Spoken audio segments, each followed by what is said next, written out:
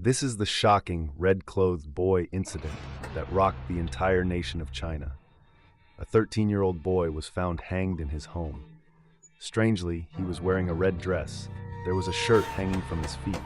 A golden needle had been driven into his forehead.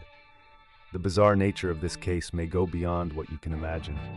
Quick, grab your best friend and read this together. Date, November 2009. Location, Keishu Village, Dongquan Town, Banan District. Chongqing. Early that morning, a 54-year-old migrant worker named Kwang Jilu and his wife returned to their hometown to visit their son, Kwang Jijun. To their surprise, the front gate of the house was tightly locked. Normally at that time, their son would definitely be home, which made them feel uneasy. Kwang Jilu walked around to the back door and found it slightly ajar. The couple pushed the door open and went inside, setting down the groceries they had brought for their son. But no sign of the boy. They called out for him several times, but there was no response. Kwang Jilu felt an ominous chill in his heart. He opened the door to the inner room. Suddenly, a pair of pale, lifeless feet came into view. Their 13-year-old son had been hanged from a beam in the inner room. His hands and body were tightly bound with rope, the bindings cutting deep into his flesh. He was wearing a bright red dress, like one his older female cousin might wear. Even stranger, a large metal weight was tied to his feet. The horrifying scene left Kwang Jilu utterly stunned. The boy's mother fainted on the spot. An elderly couple grieving their only child. Their cries echoed through the mountain village.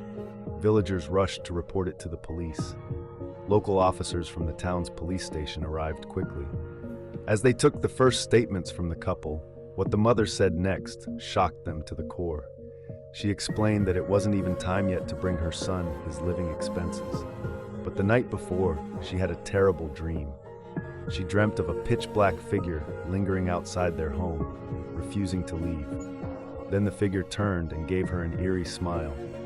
She woke up terrified and insisted they go back early to check on their son.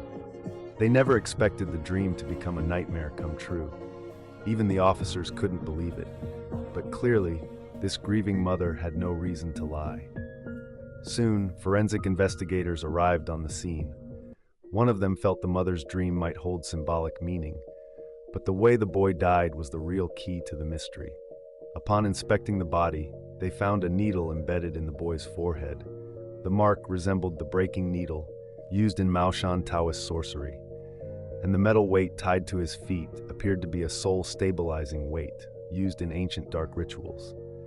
As the investigators brought the body down for a closer look, they found that under the red dress, the boy was wearing a swimsuit, and the rope knots were tied in a professional manner, definitely not something an average person could do.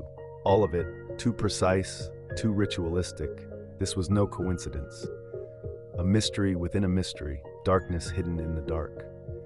Who could be the real evil behind all this? An expert investigator named Song Rento analyzed the case. He believed it might be linked to ghost cultivation practices of Maoshan sorcery. Based on Kwang Jijun's 8 characters of birth, he matched the traits of what legends call a pure yang body. Even more unsettling, he died at exactly 13 years and 13 days old. In Taoist sorcery, when the 5 elements, metal, wood, water, fire, earth, are present, a soul like his could be turned into a powerful yin spirit used to extend life. The beam represents earth, the grave. The swimsuit represents water. The red dress represents fire. The metal weight represents metal. And the ground represents earth again. Together, these complete the 5 elements. By driving a soul eviction needle into the forehead, the soul could be extracted. It is said that such a spirit is extremely rare, capable of extending a person's life. But one soul isn't enough. A total of 8 are needed. And what followed next was even more terrifying. Records suggest that the killer may have continued to target children across the country in a twisted attempt to prolong their own life. Despite everything, the case of the red-clothed boy was officially ruled as suicide, since there was no physical evidence left behind at the scene.